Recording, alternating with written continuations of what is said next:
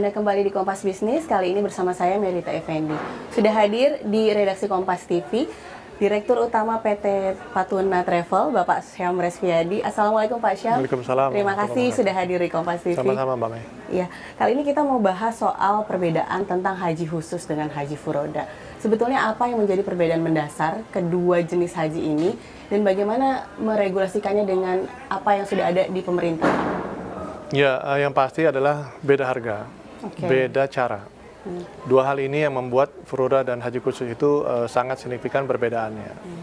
Caranya adalah bahwa haji khusus ini mendapat kuota nasional dari pemerintah yang diberikan kuota secara internasional oleh organisasi OKI yang disepakati. Kemudian kalau haji furoda atau visa furoda itu betul-betul direct dari kerajaan Arab Saudi atau dari Raja Arab Saudi. Sehingga kalau satu melalui G2G, yang satu melalui rajanya. Namun seiring perjalanan, yang awalnya ini adalah furoda ini adalah untuk sosial dari para keluarga kerajaan, tetapi lambat laun menjadi satu komersial. Sehingga akhirnya sampai terakhir tahun lalu atau 2 tahun lalu itu menjadi komersial. Nah, sementara untuk orang Indonesia saat ini untuk melakukan pergi haji tanpa antri di kota nasional kita itu hanya boleh apabila dia punya visa Schengen atau Eropa yang masih berlaku minimal setahun atau visa Amerika yang berlaku 5 tahun.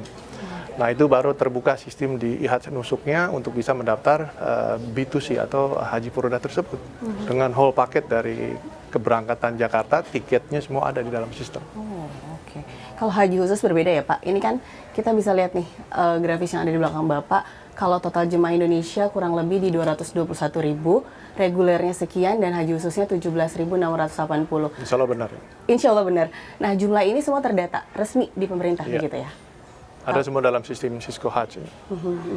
Nah, sekarang kalau kita berbicara tentang jumlahnya kan jauh ya Pak ya. Artinya kita masuk ke sistem antrian. Nah, kita ngomong ke masa tunggu. Pastinya kalau haji reguler dengan haji khusus itu masa tunggunya berbeda. Sekarang estimasinya di mana Pak? Ya, perkiraan kita sekarang yang sudah terdaftar di haji khusus berjumlah sekitar 120 ribuan jemaah.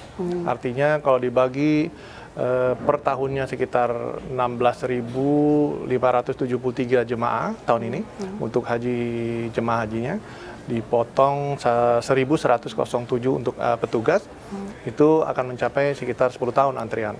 Wow, per tahun ini berarti sudah 10 tahun di masa tunggu? Ya, betul. Nah, bagaimana cara pihak travel nih, terutama dari Bapak ya sebagai Direktur Utama Patuna, bisa memberikan kepastian gitu supaya calon jemaahnya tuh menjadi tenang. Misalnya saya ingin mendaftar ke Patuna, wah nanti masa tunggunya sekian tahun, kepastian itu didapatnya seperti apa? Ya, nanti pada saat mendaftar itu akan mendapatkan nomor porsi.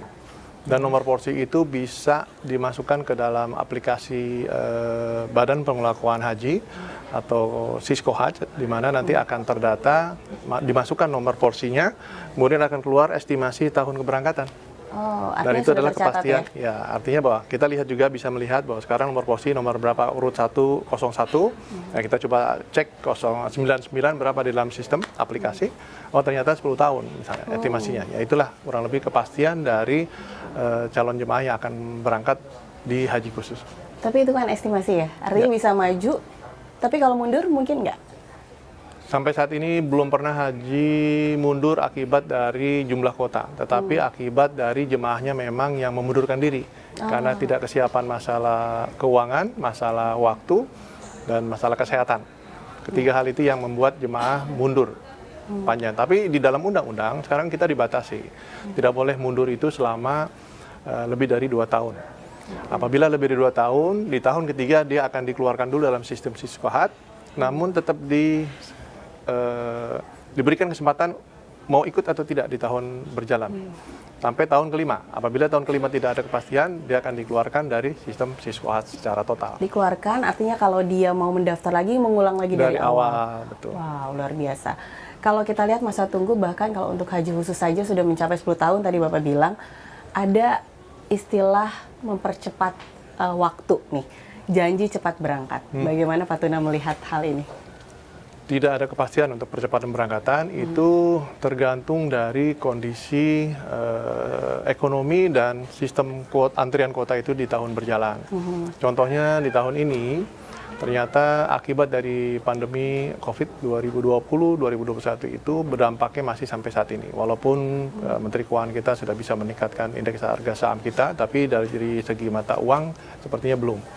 Sehingga daya beli masih belum kuat. Bahkan masih melebar sampai ke tingkatan menengah ke atas. Daya beli itu turun, sehingga kalau di Patuna itu kami punya paket ada 5 atau 6 program. Dari program yang paling mahal, mereka turun sampai program yang paling murah. Nah, itu yang kaget juga kita. Dulu kita berjualan itu paketnya piramidnya begini, Mbak. Yang atas paling mahal, ekonomi kita nggak jual, tahun 2016 ke bawah. Lalu berubah kurs menjadi 12.000, berubah menjadi paralel, paket mahal dan murahnya seimbang, naik lagi menjadi 15.000, paket mahalnya udah mulai berkurang, mengerucut, lebar di bawah di ekonomi, pandemi sikut saya udah makin melebar sampai ke kiri kanan. Nah, itulah kondisi keadaan di Indonesia pada saat ini, untuk khususnya di masalah umroh dan haji daya belinya. Kalau tadi kita bicara soal harga ya Pak, banyak juga kan travel-travel yang menjanjikan harga tuh bersaing, gak jauh beda nih.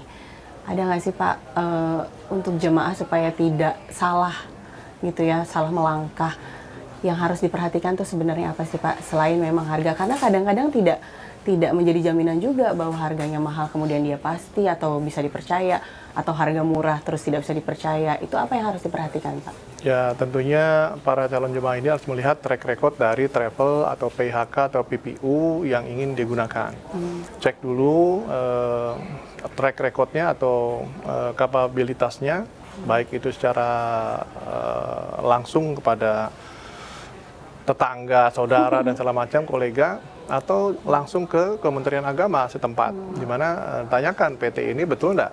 Bagus enggak? Ada masalah tidak selama ini dan seterusnya? Kalau memang sudah tidak ada, baru lihat produk-produknya seperti apa. Karena apabila tidak ada masalah, produk apapun insya Allah pasti akan dibuatkan atau dilayani sebaik-baiknya oleh para travel yang memang punya komitmen tinggi untuk melayani jemaahnya secara baik-baik. Oke. Kalau setiap travel itu pasti punya kuota ya Pak, untuk dijual kepada para jamaah. Bagaimana jika kuota yang sudah direncanakan itu tidak turun sesuai dengan rencana? Bagaimana pihak travel menghadapi hal itu? Tapi nanti dijawabnya, kita akan kembali lagi usai jeda. Bersama dengan Direktur Utama PT Patuna Travel, Pak Syam Resviadi. Kita lanjutkan pertanyaan tadi Pak. Jika kuota yang direncanakan tidak turun sesuai dengan rencana, apa opsi yang ditawarkan? Ya, pada dasarnya kuota itu saat ini bukan hak travel atau hak PIHK. Itu betul-betul dilepas ke pasar. Artinya siapa masyarakat calon mau pergi haji percaya sama sebuah travel, semakin banyak kepercayaan, semakin banyak mendaftar kepada sebuah travel, dia akan semakin banyak jumlah kuota yang akan diberangkatkan. Bukan karena dijatah 1.000 per travel, 500 per travel, 100 per travel. Itu pernah terjadi di tahun 2027 ke bawah. Di mana memang kita masih berebut kuota yang disiapkan untuk haji khusus, itu direbutkan oleh sekian banyak travel. Siapa duluan masuk dalam sistem entry Siskohat, dialah yang terbanyak. Nah, tetapi sekarang sudah tidak, karena antrian seperti Kementerian Haji reguler, sehingga bukan lagi dibatasi, tapi siapa yang dapat kepercayaan lebih banyak dari masyarakat. Kita masuk ke kepercayaan. Artinya setiap travel pastikan memberikan fasilitas, kemudian janji akomodasi, transportasi, dan berbagai kemudahan gitu ya kepada para jemaah. Di Patuna, soal fasilitas, soal akomodasi, transportasi, ada penetapan khusus nggak Pak? Ya, terus terang saya secara pribadi sejak ayah saya mempercayai saya adalah orang yang membuat produk di Patuna Travel ini. Sehingga setiap produk yang akan kita buat itu saya harus rasakan feel-nya seperti apa, atmosfernya seperti apa, baik itu di pesawat, hotel, bis, tenda, dan segala macam yang akan menjadi fasilitas yang akan diberikan kepada paket tersebut. Nah, setelah kita rasakan bagaimana, baru kita pisah-pisah. Oh, ini cocoknya paket yang ini cocoknya paket yang ini paket yang paling mahal, menengah, bawah, dan seterusnya. Tapi kami tidak main di kelas bawah banget, karena nggak kuat saya melayaninya dengan segala macam konsekuensi yang harus dilayani. Sehingga akhirnya kami melayani adalah menengah bawah sampai dengan menengah atas. Kami tidak atas banget juga. Kami main di range yang tengah-tengah. Semuanya memiliki standar masing-masing gitu ya, Ya, Pak ya, betul. sesuai dengan paket yang ditawarkan. Sekarang kita berbicara soal ada pembimbing ibadah, dan ini juga menyangkut trust atau kepercayaan masyarakat. Ya.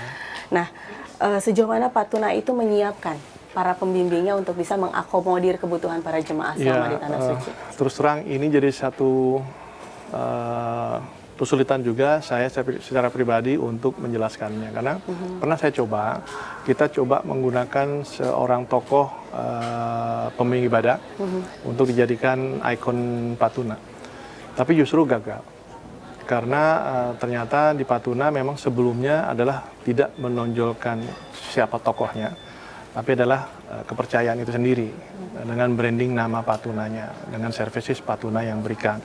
Sehingga siapapun pembimbing ibadahnya tidak akan mengurangi pelayanan dalam melayani sesuai dengan paket-paket yang sudah dipilih oleh jemaah itu sendiri gitu. Baik itu ikon artis atau public figure atau ulama, nggak pernah kita bisa berhasil merekrut mereka. Hingga sekarang sampai saat ini ya kami menjual layanan kami itu bukan karena sebuah tokoh, tapi karena memang kepercayaan masyarakat dari segi fasilitas-fasilitas, cara kami melayani, mulai dari keberangkatan sampai dengan kepulangan. Bahkan sebelum berangkat pun mereka yang masih cadangan udah kita kumpulkan untuk diberikan informasi-informasi terbarukan tentang kondisi haji itu sendiri. Terakhir Bapak, evaluasi apa sih Pak yang menjadi catatan dari Patuna dalam penyelenggaraan haji tahun lalu yang bisa diperbaiki di tahun ini? Perbaikan itu tidak di Arab Saudinya, tetapi di Indonesianya. Karena ada perubahan dari nomenklatur Kementerian Agama menjadi Kementerian Haji, di mana hampir buang waktu kita dengan perantara adanya BPH. Tidak serta-merta pada saat Pak Presiden Prabowo dilantik menyusun kabinet, memecah antara Menteri Agama dan Menteri Haji, yang isunya sudah kita dengar, tapi justru kok menjadi Badan Penyelenggara Haji. Mengakibatkan Badan Penyelenggara Haji ini tidak serta-merta diterima oleh Kementerian Haji Arab Saudi yang dianggap G2G atau selevel dengan mereka. Sehingga akhirnya pada saat Kepala Badan dan Wakil Badan ini berkunjung ke Arab Saudi, selalu yang menerima adalah Wakil Menteri Haji Arab Saudi.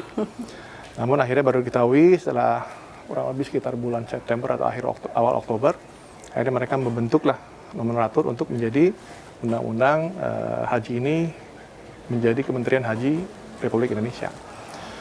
Dalam waktu 3 hari yang saya ingat, Komisi 8 bersidang, menyelesaikan sidangnya, lalu ke Panja, lalu ke Paripurna.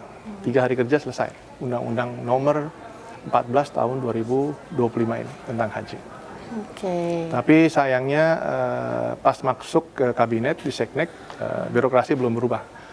Saya melihat DPR sudah bisa berubah secepat 3 hari kerja untuk menghasilkan satu undang-undang, tapi di pemerintahan belum.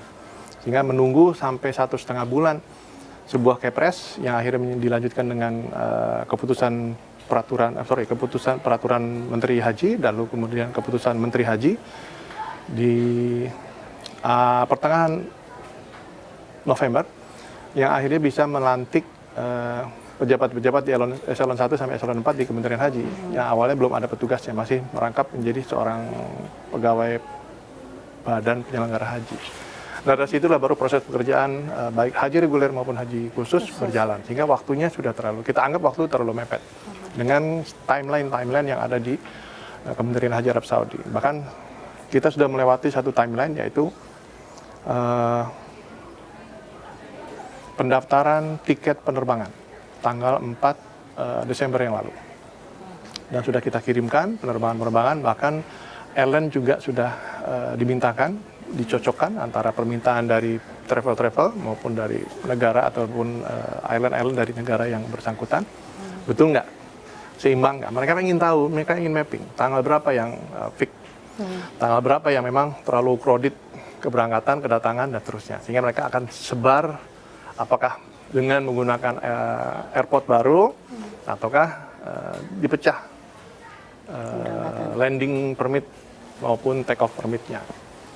Nah, sekarang kita sedang menghadapi haji ini timeline kedua, yaitu tanggal 20 Desember ini batas waktu untuk transfer ke IBAN user haji khusus yang ada 7 buah user, di mana harus ada uang-uang untuk kontrak haji di tahun 2026 ini untuk hotel, bis, dan catering sudah harus masuk di dalam rekening IBAN kita. Ini yang jadi masalah, karena di Indonesia saat ini di Kementerian Haji kita belum menyelesaikan 100% urusan pengembalian keuangan. 5 haji yang sudah kita lunasi, pelunasan sudah tinggal waktu sedikit lagi, hari ini terakhir tanggal 13 Januari, di mana ini ada tambahan 1 hari menurut Pak Ibu Direktur tadi malam, sehingga apakah sekarang dimanfaatkan, karena sebenarnya dari melihat dari kuota tadi urutannya yang dibatasi antara 17.680 itu dipotong 1.107 petugas, udah melebihi yang mendaftar dari batas kuota jemaah. Namun memang di situ masih ada kuota murni dan kuota cadangan. Yang kita dengar nanti yang berlebih itu akan di take out, hanya mereka yang nomor urutnya besar sampai dengan akhir, kecil sampai dengan 16.573 tersebut yang boleh berangkat tahun 2026. Yang sisanya mohon tahun berikutnya. Uang yang sudah dilunasi boleh dikembalikan atau disimpan di BPKH, nanti akan insya Allah dapat nilai optimalisasi sampai keberangkatan. Namun yang cadangan ini kami belum bisa dapat kepastian sampai hari ini, sehingga kami belum berani meminta uang pengembalian dari BPKH melalui Kementerian Haji, melalui sistem Siskopatu, karena sistemnya sendiri belum terbuka, masih kuota murni yang boleh di PK-kan, yang cadangan belum, karena belum clear nomor urutnya secara urut. Itu aturan yang ada di Kementerian Haji Indonesia saat ini, sehingga agak complicated ini untuk sampai selesai keberangkatan timeline kami di tanggal 20 Januari yang akan datang. Artinya banyak ya yang harus dibenahi nih, mudah-mudahan sesuai dengan timeline ya Pak. Banyak sih enggak, sedikit, cuman karena sekarang kita digitalisasi, penggunaan aplikasi digitalnya ini belum diuji coba, tapi langsung dipraktekkan. Dan ini masih harus terintegrasi dengan departemen-departemen lain aplikasinya yang memang sepertinya ya belum matching ya, gitu ya, belum terintegrasi dengan cara 100%, diperbaiki sistemnya. Nah, mudah-mudahan insya Allah tahun ini kita berkorban, masih tetap insya Allah masih boleh dan masih bisa kita memberangkatkan jemaah haji ke Arab Saudi untuk tahun haji 2026. Insya Allah. Namun insya Allah di tahun haji 2027 atau 1448 Hijrah akan lebih mulus, dan semoga Kementerian Haji membuka semua pendaftaran mulai dari selesai haji.